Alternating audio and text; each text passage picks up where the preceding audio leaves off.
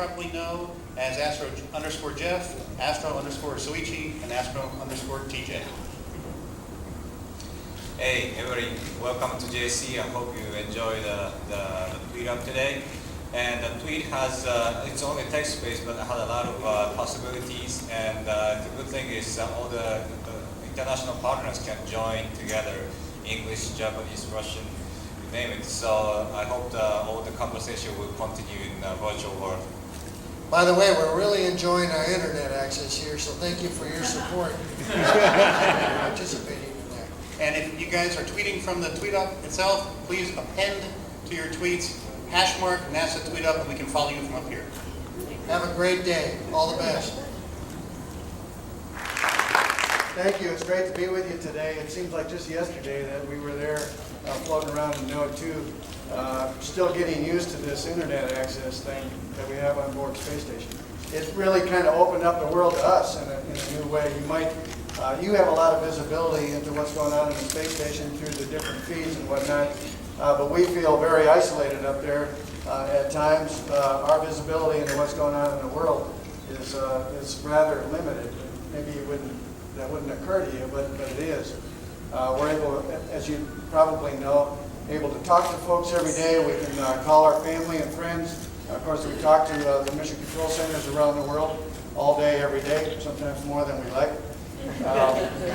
We have video teleconferences, usually on weekends with our family. So we do have a little bit of insight. We get news and other things that maybe we've requested. Personally, uplink to us, typically twice a week, sometimes more often. There's a limited amount of news that can come up every day. But prior to the internet, that was it. And then, of course, getting the internet, which is still a little bit limited compared to what we're used to down here, then we were able to access at least news items and things like that on a regular basis. So it really opened up the world to us, ironically. It's great to be with you this morning. I've been back about 2 months now, and I can tell you that I'm close to feeling 100% back. It takes a little while to get used to the relentless force of gravity again. Go around to the aft end to align ourselves to the docking port at the very back end of the space station on the service module, and then approached it as you see here. Still amazes me, even after all these years, that we're orbiting the Earth at 17,500 miles an hour and then do a docking like this at a very precise alignment to a docking port at 0.15 meters per second.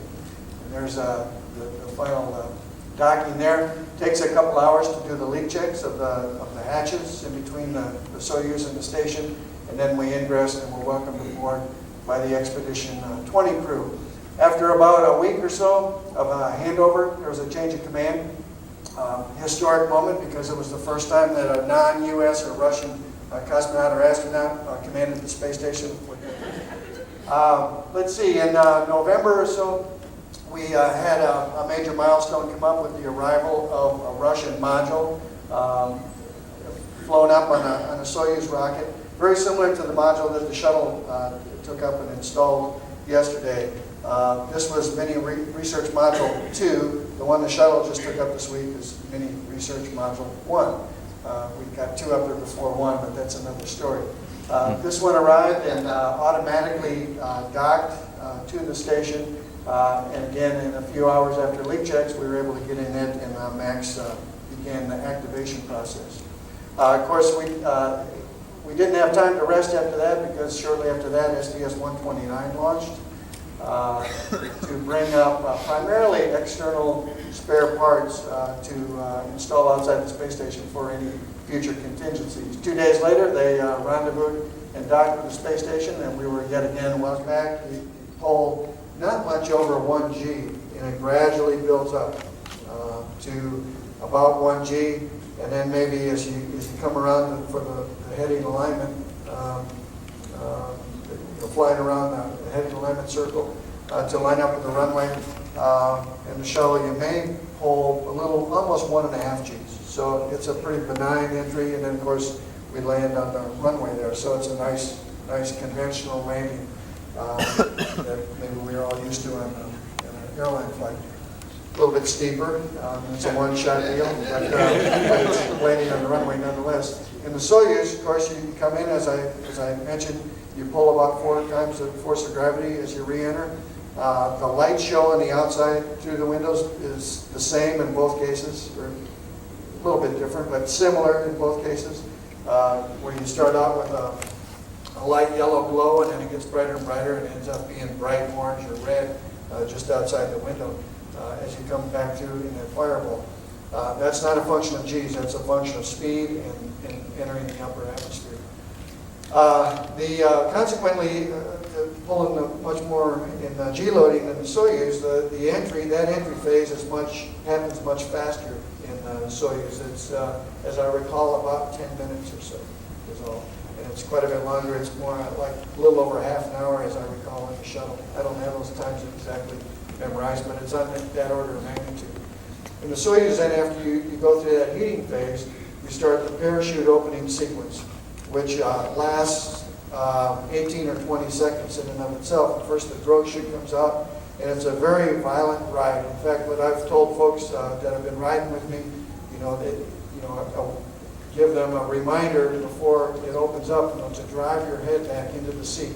And actually use your neck muscles to drive it back, because if your head's relaxed, it ends up bouncing off the thing, and it doesn't feel very well. There's not a lot of padding behind your head in that seat. We're in seat liners that you may realize are custom made to each individual's body. The Russian system includes putting us in this tub and pouring plaster of Paris all around our backside, and then they mold our seat liner out of that plaster of Paris. And there's a lot of art to that. The guy that's done it, that did mine and has done everybody's, has been doing it for years and years, probably decades. I call him Michelangelo because he looks like an artist, and he's got this big beard. Really nice guy. Does a good job. But when we go through the parachute opening sequence, it's a pretty violent ride as we go through that drogue period especially.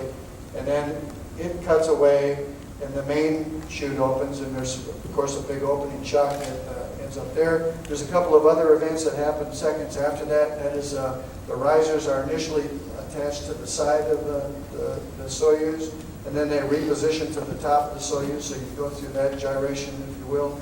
And then the seats that we're in these custom-made seat liners, they cock forward on a shock absorber that's underneath. So it feels like the control panel here in front of us just jumps at you like this when that happens. And they cock forward on this shock absorber so that can be part of the attenuation when we impact the ground. And once we get to that point, everything's very calm. And we're listening, in both my cases, we were talking to the search and rescue forces in their airplane at that time during the descent. In both my experiences, they were calling out altitudes as we descended. We also have a kind of a gross altimeter inside, but I don't trust it within a few hundred meters. So when it starts reading, 300 and some meters or so, you start getting ready for impact, because you don't know exactly when impact is happening. But with the help of the airplane and the crew, we had a little bit more insight into when landing was coming. When you approach the ground, when you get about a meter or a meter and a half off the ground, there's sensors underneath the Soyuz that sense that altitude, and they command the firing of what I mentioned earlier, what they call the soft landing thrusters, which are small rocket engines, actually, solid rocket engines. And they fire, so there's a big explosion. You maybe didn't catch it in the video, but at the moment of that, it looks like, if you're looking at it from outside, and maybe you've seen pictures of Soyuz touchdown, it looks like the capsule blows up. Or if you see a video, there's some video shots out there as well. Because these engines, it's just a boom. From the inside, it sounds and feels like an explosion. And that explosion is coincident with feeling the impact of the ground. So you get this big impact, and then typically tumble around for a second or so, and then everything comes to a halt. And in both my cases, we ended up on our side, just kind of hanging in the straps. In both cases, as I mentioned, the search and rescue forces were there in a very short order, and had us out of the capsule in, less than 20 minutes or so anyway. Had the hatch open right away, talking to us, making sure everybody's okay, and then one person at a time, of course, gets drug out.